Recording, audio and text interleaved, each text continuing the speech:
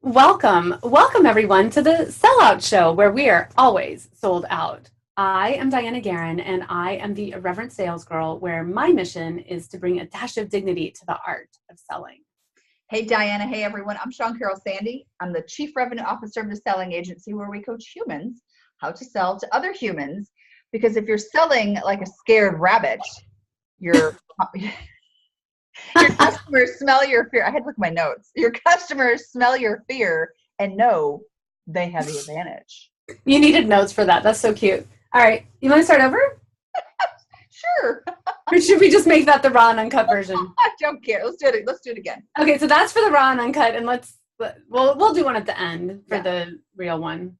Okay, good. So selling like a scared rabbit and reading from your notes in the middle of your presentation. Yeah, it left my head. Like how many times we practiced and I've got like, oh my God, that just left my head.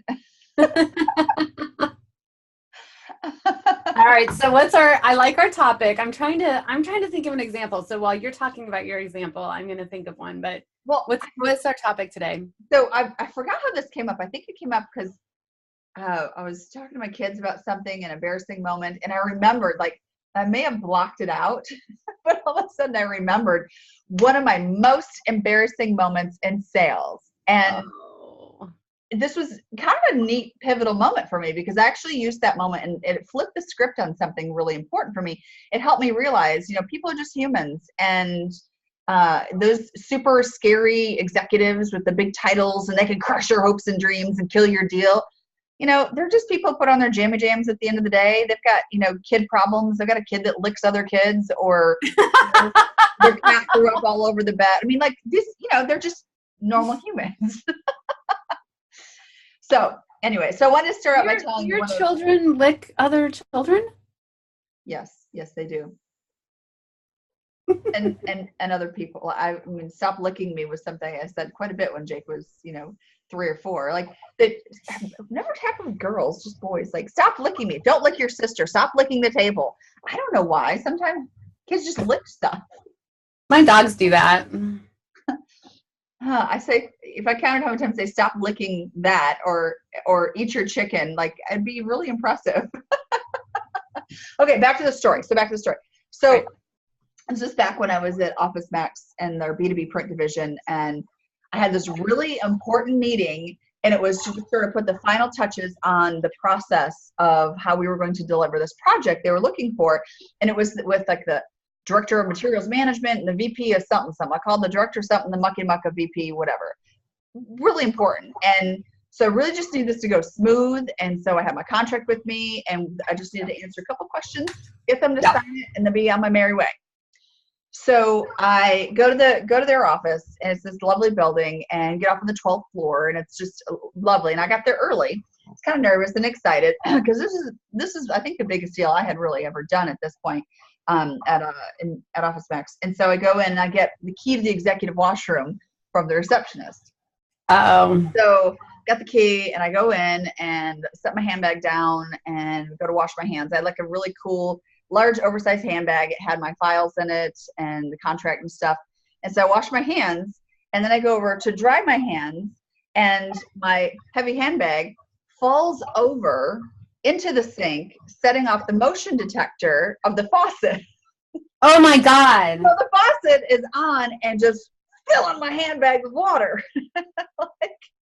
And I go, ah! All you can really do is scream and jump into action because it was so large. It was wedged under there, and it just was like, it felt like forever. And, this was not helping not turning off the sink. Like, it just kept pouring into my bag. So I finally ripped my bag out from underneath there. My phone is floating in it. My contract, everything is soaked. And, I did a great job of holding in the water. It was a nice bag. So I dumped the water out, take the stuff out, and be like, okay, do I want to try and dry this stuff or be late or both or what? So it's just like, oh, shit. So I do the best I can to, dump out my bag, put the stuff back in. I walk in back to the office, hand the key to the assistant. And I'm walking back there, and I start feeling the water just oozing out of my bag all down my body. I look behind me, and there's just a trail. like you ever have like a wet dog or a wet kid like jump out of the tub, and then So I sit down in the conference room. I put my bag down, and it's just immediately starts creating a wet spot on the floor. There's just a puddle.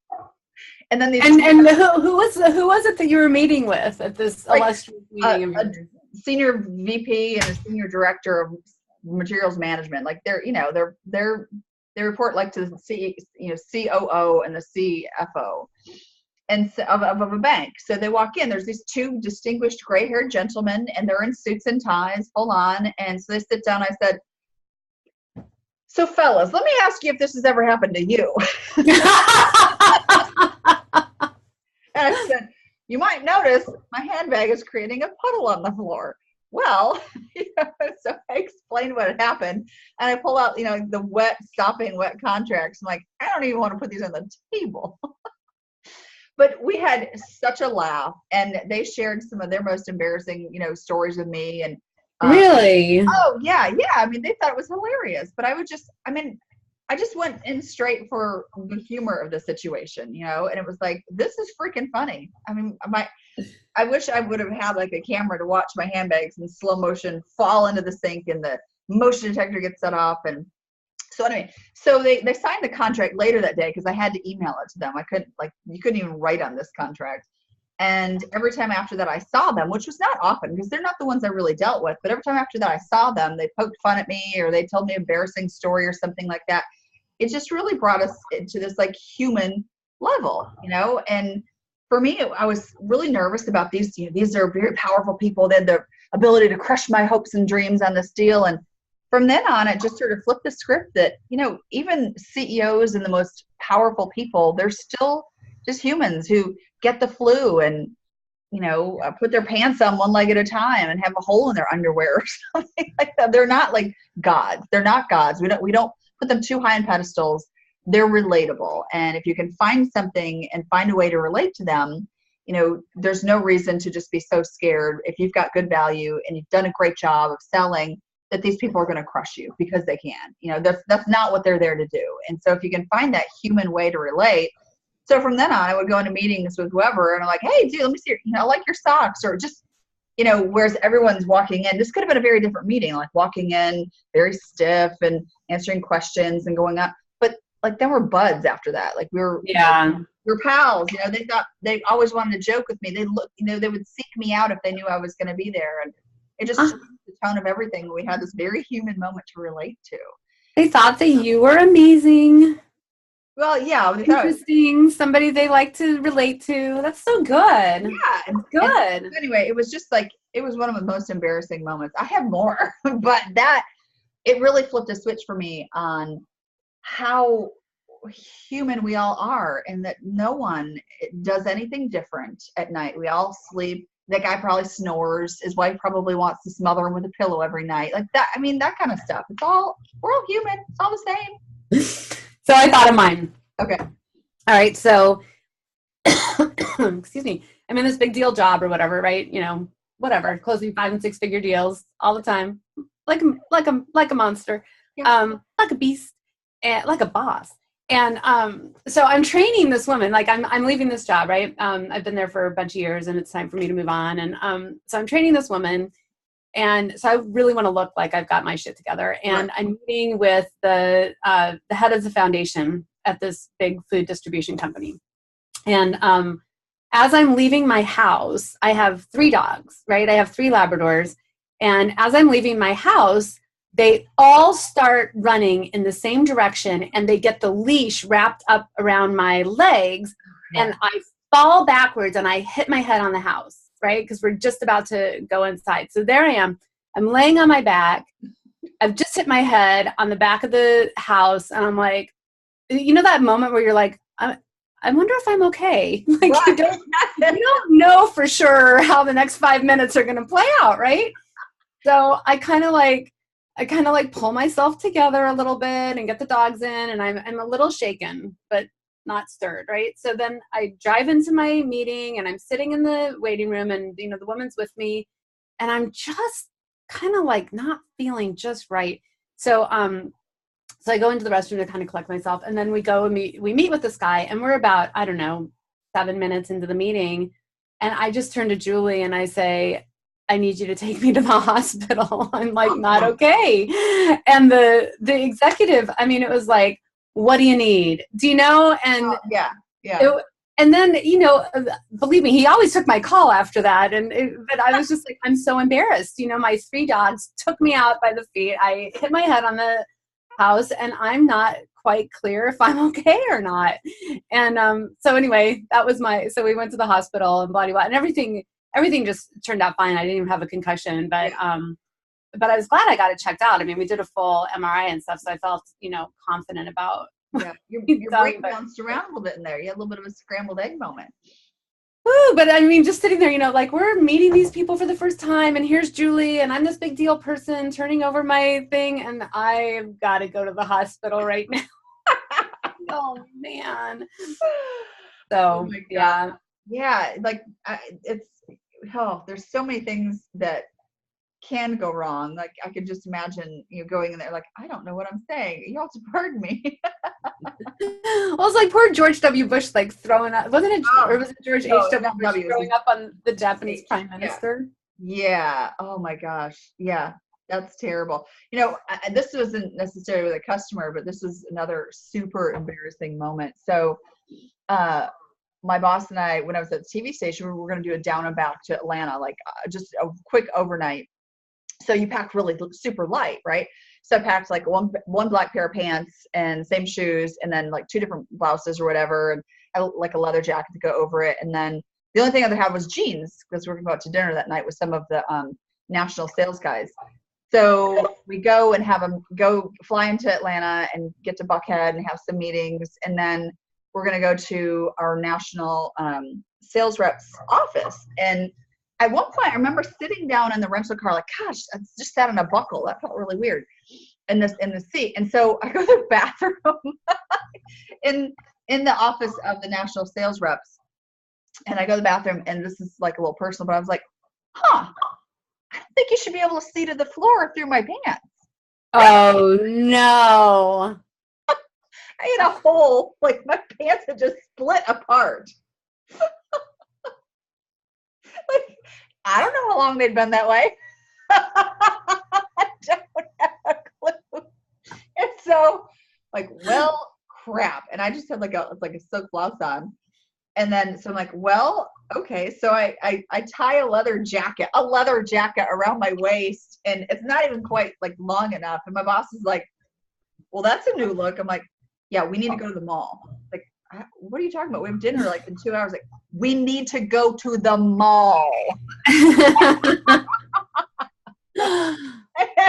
And so I'm walking to the mall. You know, leather jackets don't stay put. I'm trying to hold on to my leather jacket so it covers my behind. Yeah. So that, I don't know how long my butt had been open. You know, I've been mooning people. Oh my God. That brings up I have another one for you. Super fun. That's better, but mine was like, oh my God. So I have this big meeting this is now like a Fortune 25 for sure, insurance company, right? So I have this big meeting I'm going in, and this is the one that we're all leading up to the bit, you know, like I've been working with the whole team to get everybody at the table, right? So we've got, you know, VPs and SVPs and EVPs and like, you know, the whole, I don't know that we had a C there, but we had a bunch of V's. And I walk in, I'm so excited. I've got this brand new suit. It's like my new Ann Taylor, really adorable suit, right? I walk in the room, and the woman that I've been working with this whole time to arrange this whole get together is wearing the exact same suit that I'm wearing. Like, exact. Yeah. Oh my God. We both kind of like looked at each other in horror. I had a really cute top on, so I took my jacket off, and then, you know, we kind of had a nice little icebreaker for the meeting. Yeah. And actually, she and I are like this now. She's moved on to work for a foundation, and we talk all the time. But, you know, we're not even in our roles anymore. But it was just one of those moments where you're like, oh, wow. And it wasn't like, you know, it wasn't just kind of like a blue suit or whatever. It was a very distinctive kind of. Right. Style and taste. Oh, that's so funny. That was awesome. I want to hear some embarrassing moments from other people and how how you turned things around, or how it brought you closer, or how like you just ran out of the building. Like, Oh yeah, turn tail and run. Those are good. I forgot I was even here. oh my gosh, because I think that you open yourself up to so much of that stuff when you try new things or you try different. You don't know. Like it's like approaching a wild animal. You don't know what someone's response is going to be. They might turn on you. They might. Okay, this is a tweetable. Selling to executives is like approaching a wild animal. Shawn Carroll Sandy. Oh my gosh. Yeah, we want to hear about your embarrassing moments in sales or selling and how you flip them. I mean, I almost threw up in front of a client one time, and it happened to be how I told my boss I was pregnant.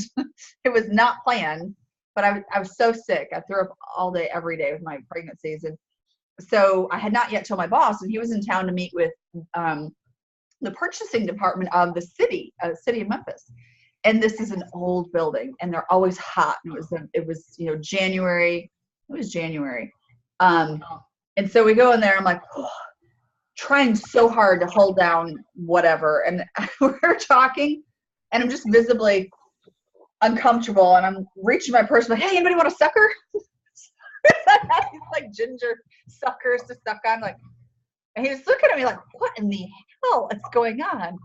And so finally I just said, I'm going to go throw up. By the way, I'm pregnant. I'll be right back.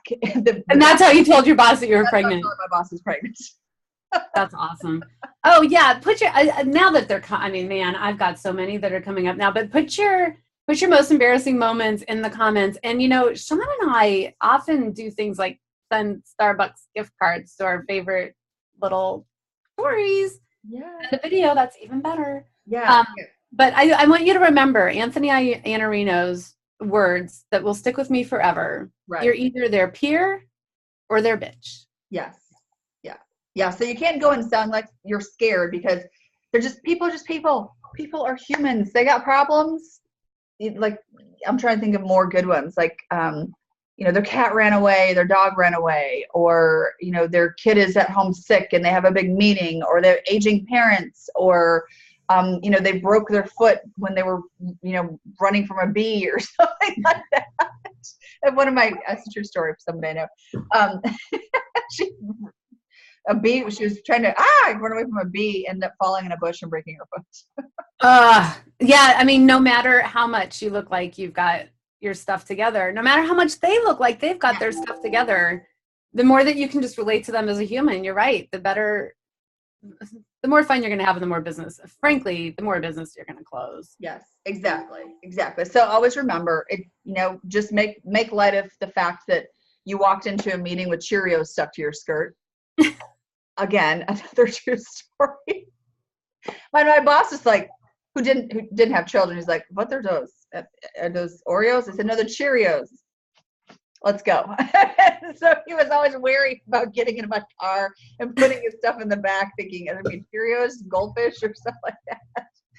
Anyway, yeah, people are just people. They're humans. Don't put your buyers too high on the pedestal. Respect them for the authority they have, but also know that respect them for the humans they are too. Huh? You like that? Yeah? All right. Don't forget to tell us your most embarrassing stories and what you learned from that situation too. So leave those in the comments below. And hey, we might even mention it on the show or ask you more questions about it. That's right. All right. So I'll kick us out and say, stop hoping and start selling. That's right. Bye.